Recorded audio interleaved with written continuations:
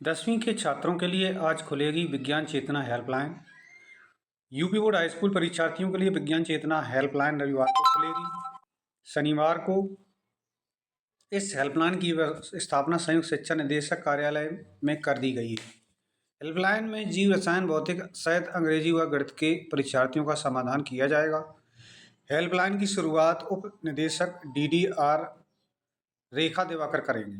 ये है नंबर और समय। हेल्पलाइन नंबर ये है 9415664679।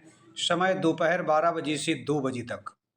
मंडलीय विज्ञान प्रगति डॉक्टर दिनेश कुमार ने बताया, हेल्पलाइन में लखनऊ, हरदोई, सीतापुर, लखीमपुर, उन्नाव और रायबरेली के परीक्षार्थी सवाल पूछ सकेंगे।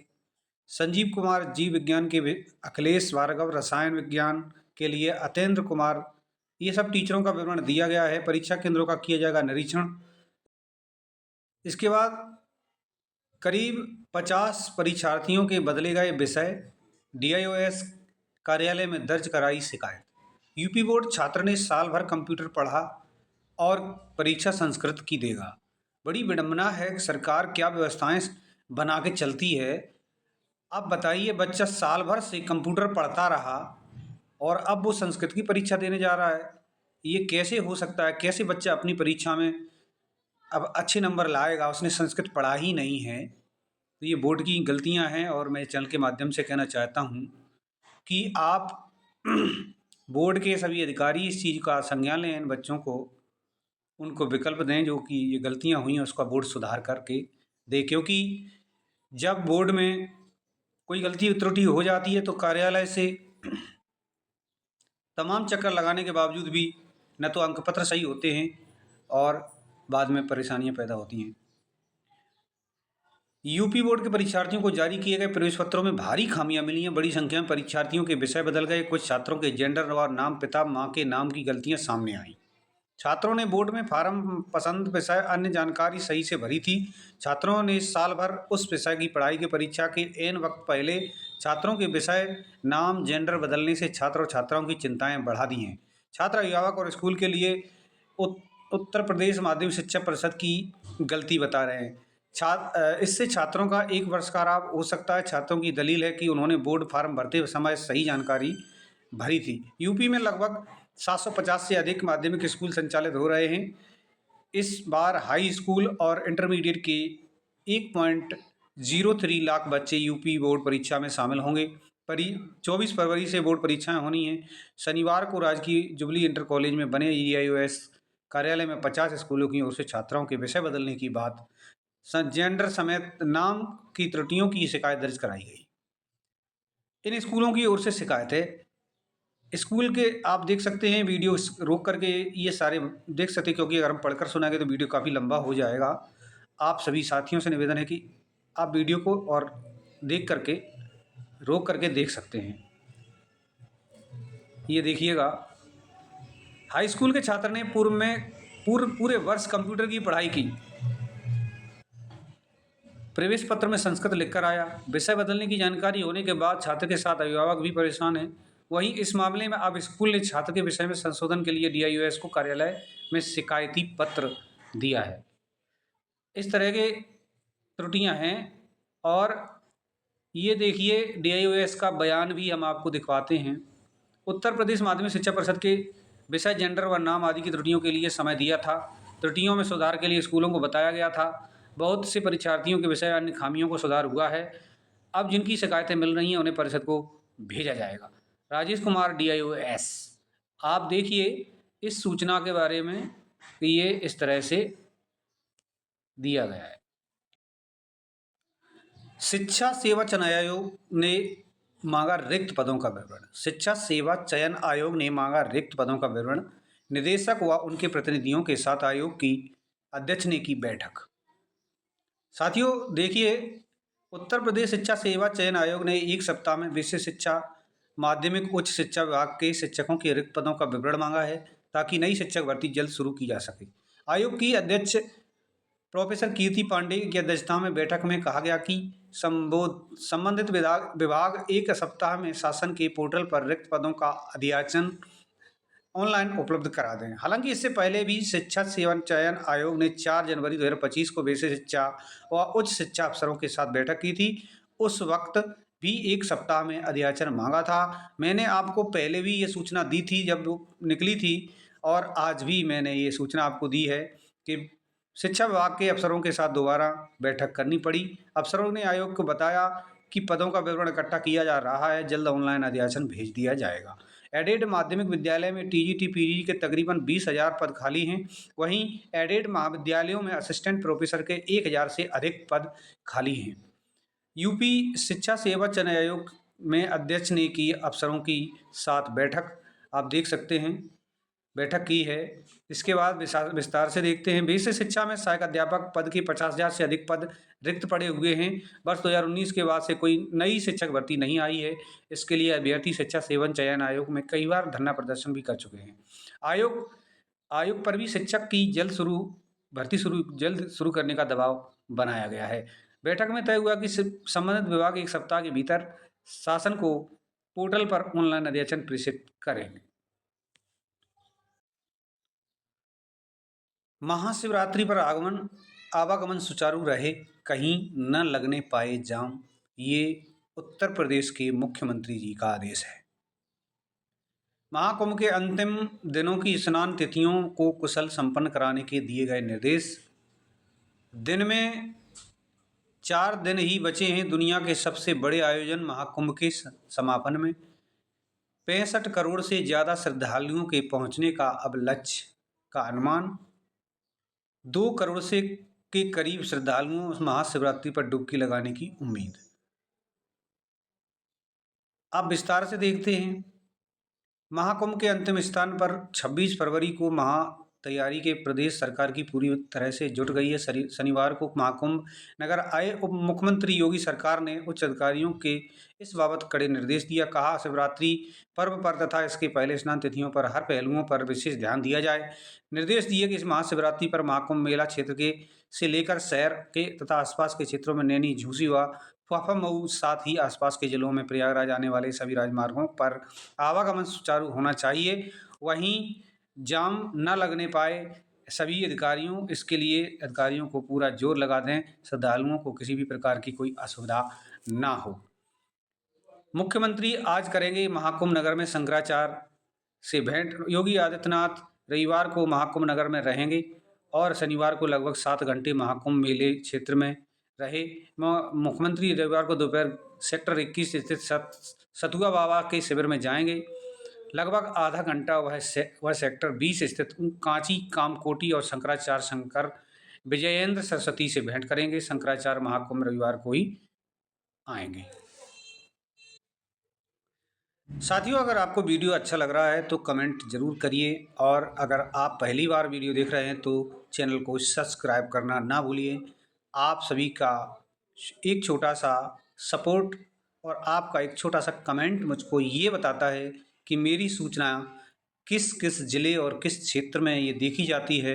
बस आप न्यूज़ देख लीजिएगा, थोड़ा सा कमेंट करिएगा, जिससे मुझे ये पता चल सके कि आप वीडियो कहाँ से देख रहे हैं, और अगर अच्छा लगे तो लाइक और शेयर जरूर करिए।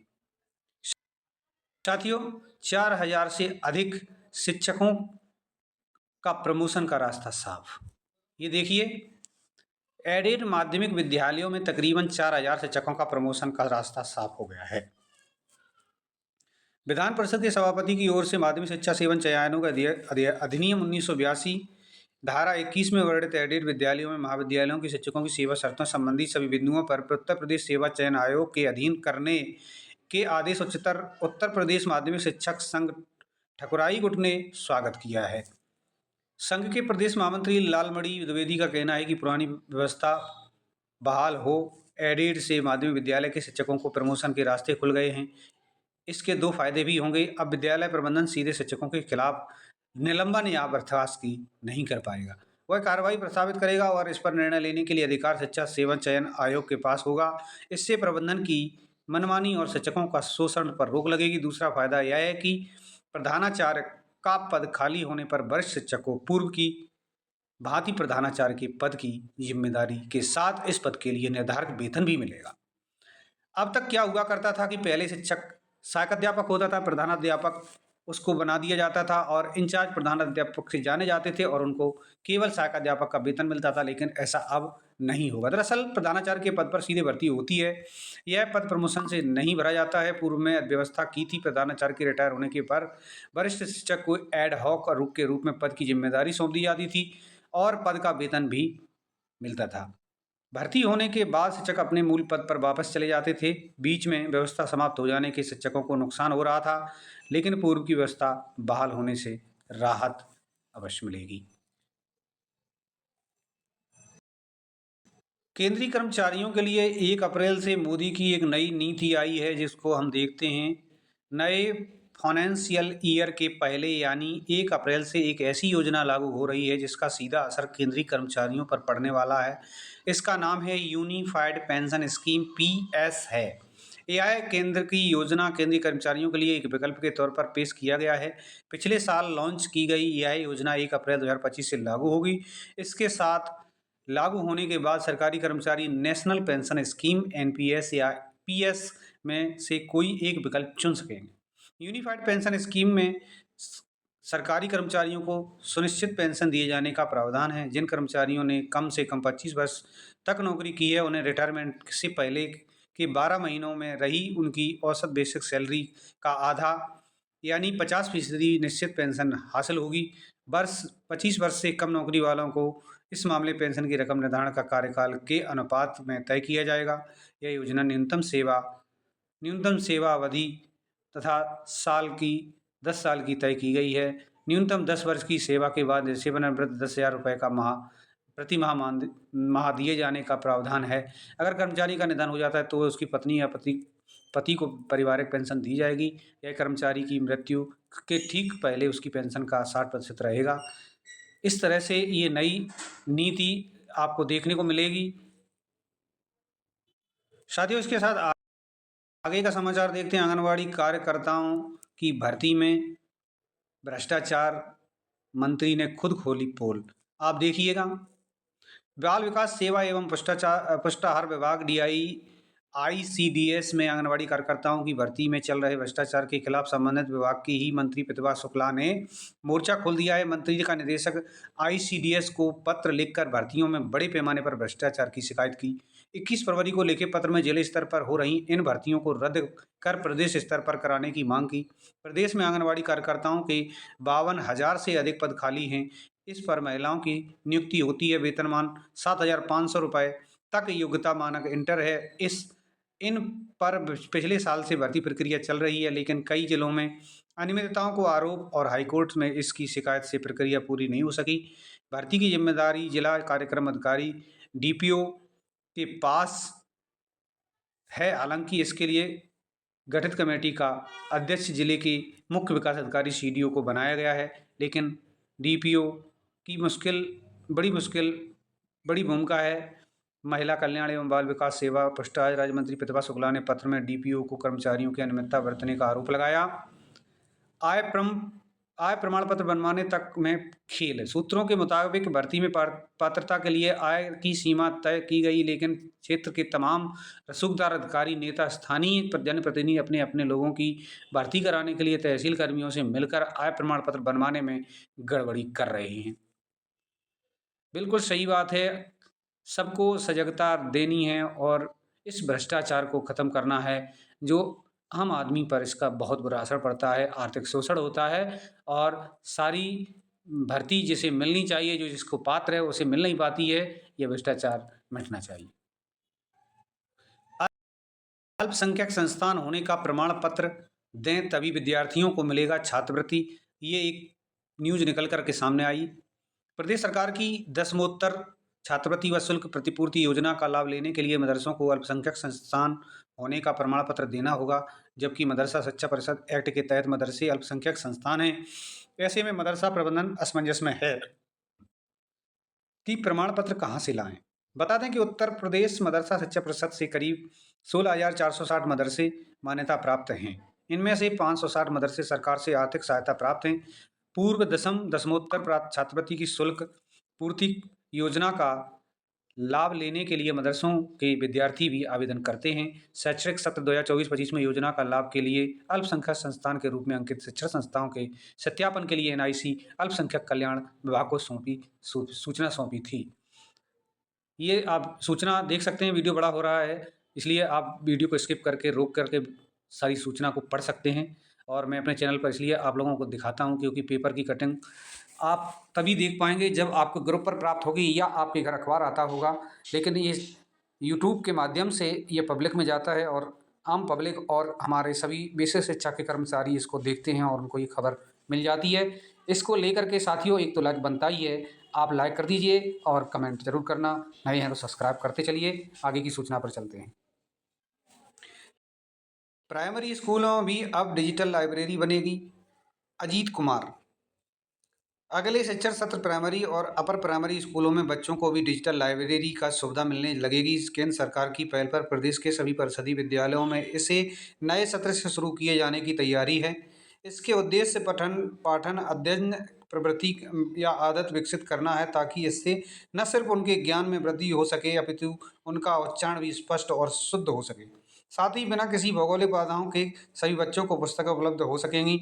इसके अलावा माध्यम से बच्चों के भाषा कौशल, रचनात्मक एवं आलोचनात्मक सोच विकसित होंगी। नेशनल बुक ट्रस्ट इसमें सहयोग करेगा।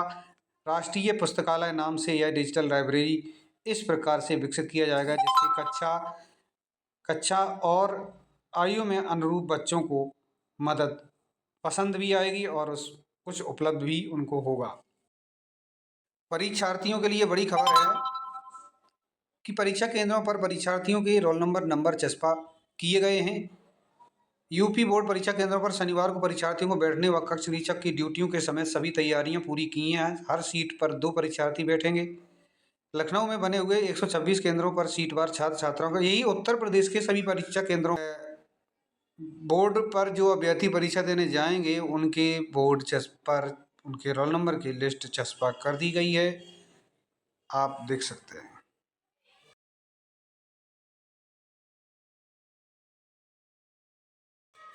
साथियों बड़ी दुखद भरी खबर है। परीक्षा केंद्र देखने जा रहे 3 छात्रों की हादसे से हुई मौत।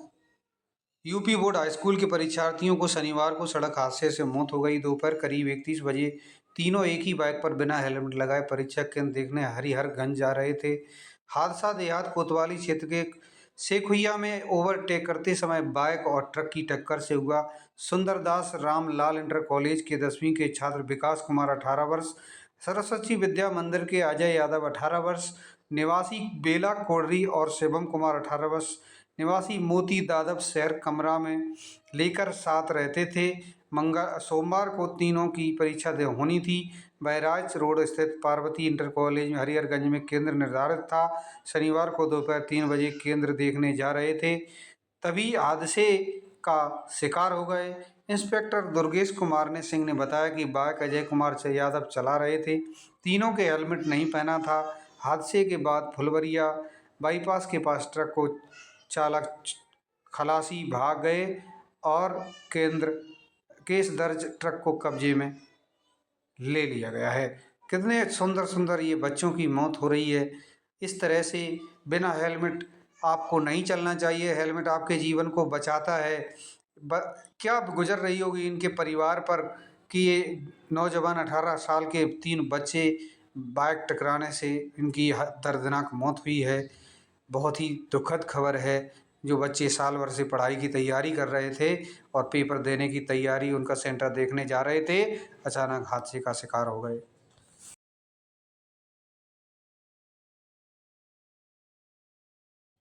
साथियों आज बहुत बड़ी खबर है। आज भारत और पाकिस्तान का के मैच का मुकाबला होगा और यह मुकाबला दिलचस्प होगा। क्या भारत और पाकिस्तान आमने सामने दिखेंगे और क्या कुछ देखने को मिलेगा?